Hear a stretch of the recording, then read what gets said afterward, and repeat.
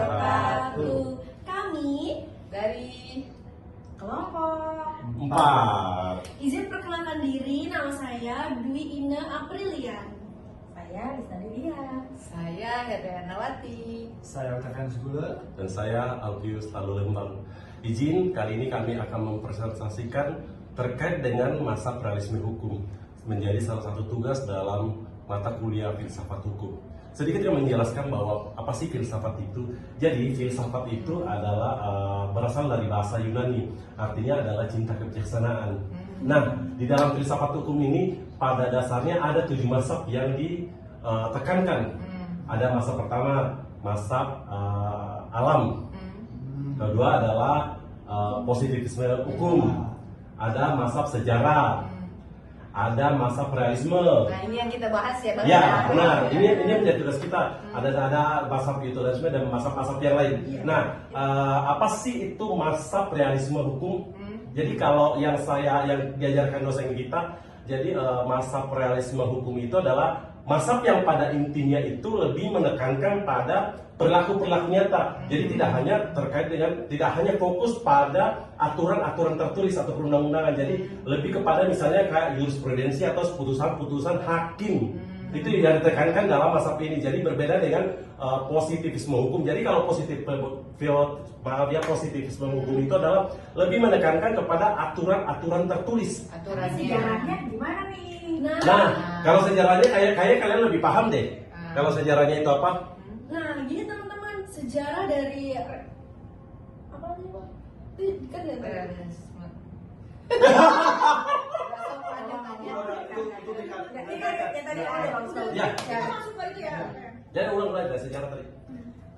Lalu sejarahnya gimana nih teman-teman? Nah, Dari bisa dimulai dengan Nah, ini teman-teman, sejarah dari mazhab realisme itu adalah awal mulanya itu dari abad 20. Oh. Muncul sebagai reaksi terhadap hukum positif. Nah, itu tadi yang saya jelaskan ya. Jadi dia tuh agak kontradiktif antara realisme dan positivisme. Nah, terutama banyak dari pemikiran dari Holmes. Holmes. Ya, ya benar. Holmes itu ya. Tapi tahun 1930 sampai 1990-an itu dipropos oleh apa ya namanya susah deh. Llewellyn. Benar. Dan sama John Locke. Oke. Nah, itu dia tuh menekankan praktis hakim dan faktor sosial dan psikologis dalam keputusan hukumnya. Majas realisme sendiri, penerimaan dan kritiknya meskipun mendapatkan pengaruh besar dalam pendidikan hukum dan praktek peradilan, realisme menghadapi kritik terkait kepastian hukum dan subjektivitas hukum. Benar.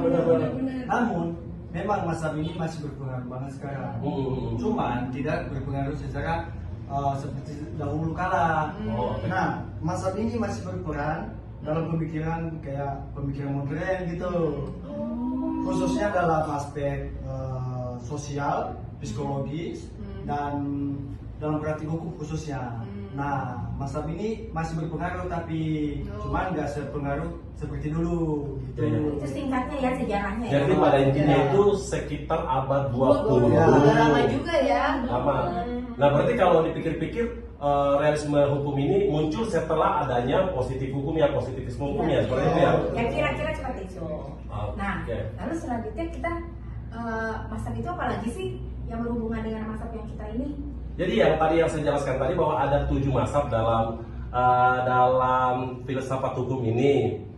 Jadi yang tadi itu bahwa ada mazhab sejarah, ada mazhab positivisme hukum, ada mazhab hukum alam, kemudian ada mazhab sociological jurisprudensi, ada mazhab Banyak lah ya. banyak sekali, ada 7 mazhab lah yang saya jelaskan. Sebenarnya apa 7 sih? Ada tujuh. Pada umumnya ada 7 sih. pada Tapi kita umumnya. fokusnya di mazhab yang kita aja. Realisme.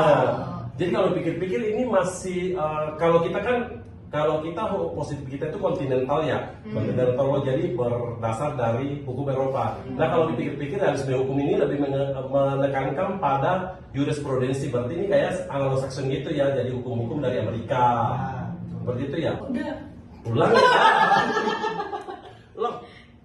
teman-teman, tantangan dalam realisme hukum juga ada tuh, salah satunya ada ketidakpastian dan hukumnya. Oh. Di mana Iya, iya, iya. hakim itu menentukan karena konteks sosial atau pandangan pribadi. Iya betul, jadi kayak apa sih, kan ini kan yang kita bilang tadi bahwa lagi perkara putusan hakim dibanding dengan peraturan tertulis. Jadi benar, bisa jadi hukum itu fleksibel gitu, jadi nggak pasti, benar ketidakpastian hukum. Berarti menurut pandangan hakim aja gitu ya. Iya. Betul. Dan ini menimbulkan dilema sebenarnya Betul. antara fleksibilitas hukum dan kebutuhan akan kepastian. Betul. Jadi dalam praktiknya itu kan masing-masing kadang kok orang tuh mempunyai interpretasi yang berbeda-beda ya, bener kan? Misalnya kita menghadapi keluarga kita ini jadi terdakwa, bisa jadi hukumannya lebih ringan. Beda lagi sama dengan misalnya orang lain sendiri, bener. Nah itu salah satunya, tapi ada lagi yang lain loh. Oh. Itu yang kamu integritas. Oh, iya, integritas aparat hukum tuh sangat benar-benar sangat Disorotin. Iya, disorotin. Iya. Disorotin agar dia tidak menyalahgunakan jabatannya untuk kepentingan pribadi tuh. Karena banyak banget tuh hakim-hakim yang menyalahgunakan jabatannya untuk kepentingan pribadi dan untuk memperkaya diri. Itu banyak banget. Ya bisa berpengaruh kepentingan politik dan ekonomi juga Nah, ya. Iya benar. Iya, Jadi iya. itu benar sih kan, tidak bisa dipungkiri di Indonesia sendiri kan integritas penegak hukum ini kan dipertanyakan kan. Betul, seakan-akan kayak hukum bisa dibeli ya. Benar. Itu agak-agak dilema juga ya. Ini relate dong ke tadi yang ketidakpastian hukum itu. Betul, ya. Karena integritas penegak hukum ini sangat berpengaruh sekali. Jadi ya, tidak ada kepastian hukum itu. Berarti hakim sekarang dianggap udah nggak netral lagi ya? Iya. Bisa jadi, bisa. Karena ada kepentingan politik dan ekonomi juga yang tadi, makanya Benar. Jadi siapa yang berkuasa, siapa yang punya uang, itu bisa menentukan juga. Benar. Tapi sebenarnya tidak bisa dipungkiri bahwa hakim-hakim di Indonesia itu tidak semua. Masih Semua banyak. tidak semua. Cuma ada Pasti beberapa umum. Iya. Jadi kita nggak boleh juga ya. Iya, nggak boleh menyamaratakan. Saya percaya masih banyak hakim-hakim yang punya integritas. Amin. Itu sih. Jadi udah dua tantangannya nih. Yang pertama tadi ketidakpastian hukum. Yang kedua adalah integritas. Masih ada nggak tantangannya? yang ketiga adaptasi terhadap perubahan sosial. Nah, Ah, seperti yang betul. abang tadi bilang bahwa hukum itu positif ya. Artinya terus mengikuti perkembangan zaman. Nah, realisme menurut hukum selalu menyesuaikan diri dari perkembangan masyarakat. Ya, tantangannya bagaimana hukum itu bisa beradaptasi tanpa mengorbankan stabilitas. Ya, Iya sih, ya benar juga. Sosial ini bisa berpengaruh banget ya. Misalnya hakimnya nih, karena ini tergantung pada putusan hakim. Misalnya yang didakwa ini, mohon maaf gitu, dari kalangan kecil, menengah, itu kan bisa mempengaruhi jadi ringan, ya kan? Harusnya begitu. Kalau misalnya memang kesalahannya ringan, jangan diberat-beratin. Kadang-kadang yang ringan malah diberatin, yang berat malah diringanin. Ya. Mantap. Jadi fungsinya udah berkurang ya. Masih ada nggak tantangannya? Masih ada.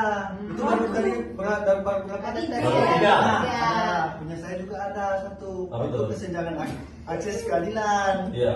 Nah, dalam prakteknya itu masyarakat sering menghadapi hambatan seperti biaya tinggi, ya kan, birokrasi dan diskriminasi. Itu biaya tinggi untuk masuk ke sidangnya. Nah, bisa jadi. Nah, Iya. Memang sidang harus bayar ya? Memang ada sih biaya-biaya yang harus dibayar, tapi nggak banyak. Nggak banyak. Tapi kan di jaksa itu kan menerapkan cepat, murah dan apa sih tadi? Ya itulah. Ya. Itu.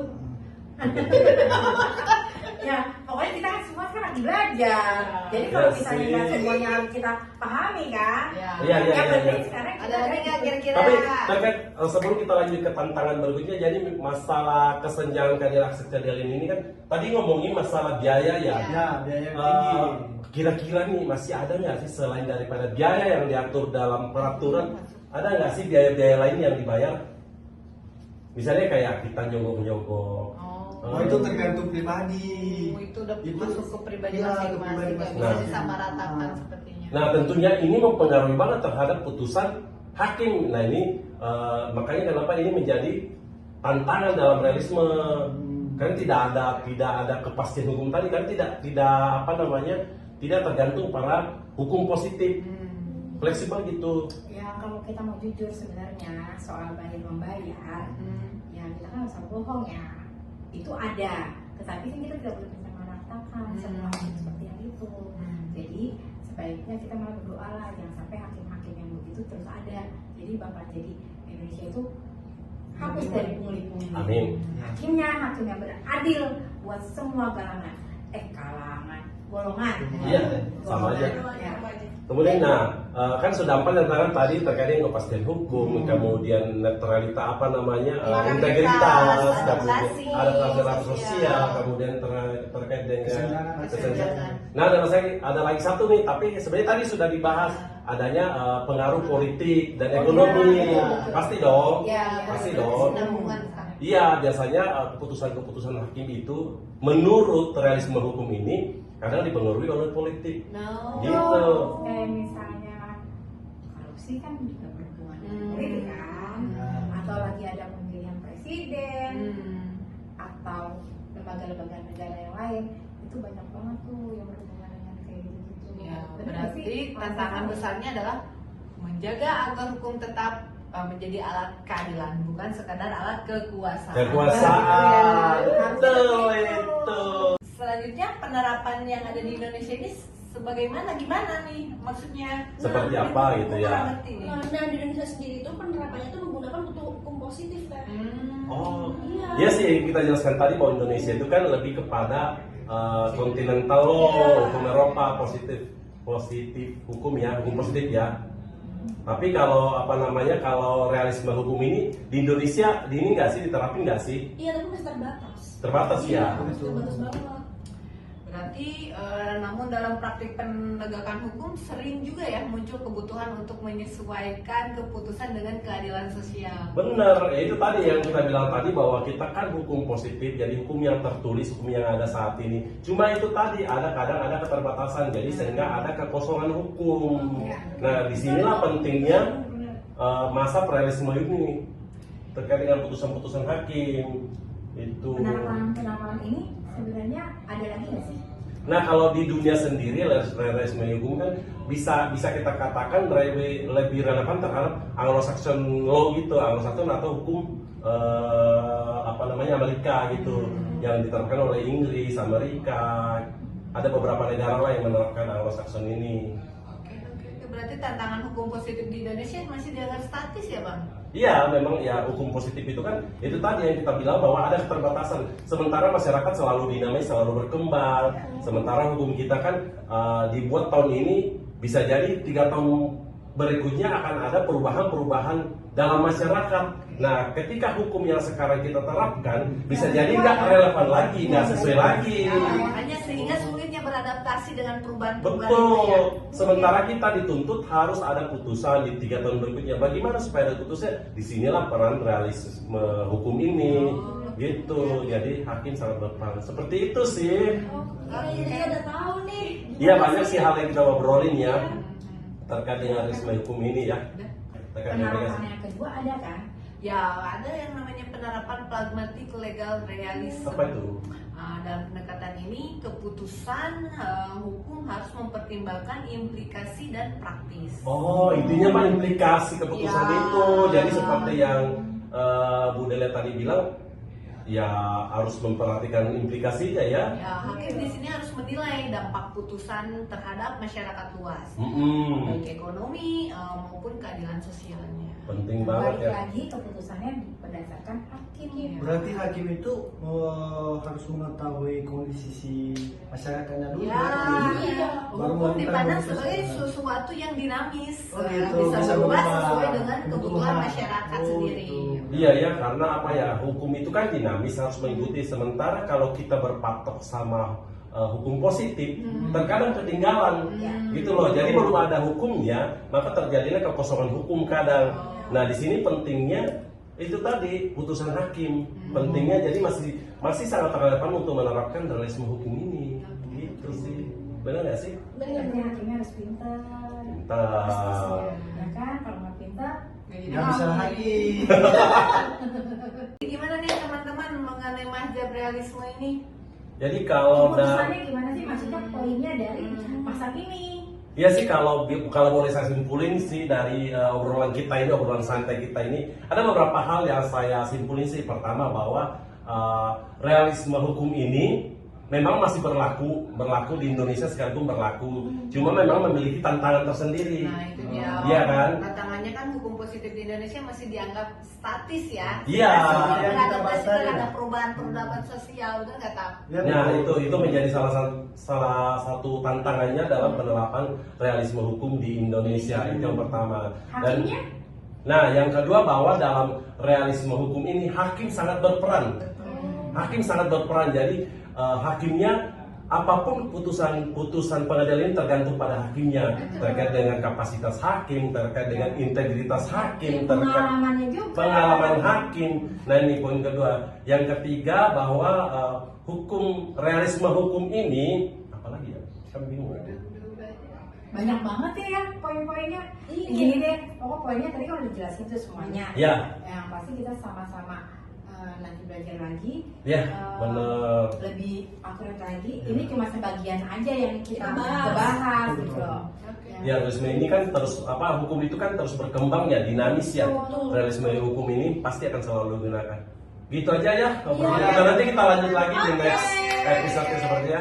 Terima kasih Insya semua. Allah pembahasan kita bermanfaat untuk banyak orang. Iya. Terutama untuk kita sendiri sih. Benar. Baik. Ya. Ditutup dulu Bang Alvin.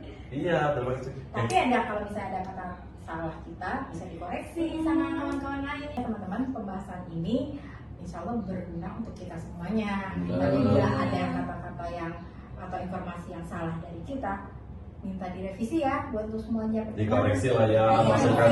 Karena kita juga kan Sama-sama belajar. Kita minta masukan lah. Kita masukan juga. Terima kasih untuk bisa melihat channel kita, pembahasan kita. Itu aja dari kita ya. Kami dari kelompok 4 mengucapkan terima kasih. Terima kasih. Assalamualaikum Assalamualaikum. warahmatullahi wabarakatuh.